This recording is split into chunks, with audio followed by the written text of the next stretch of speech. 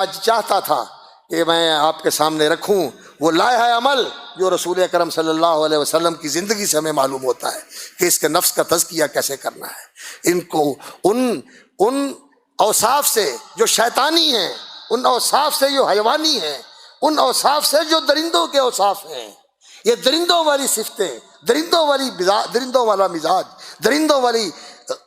انسان کے اندر حیجانیت کہ کسی بات پہ غصہ آیا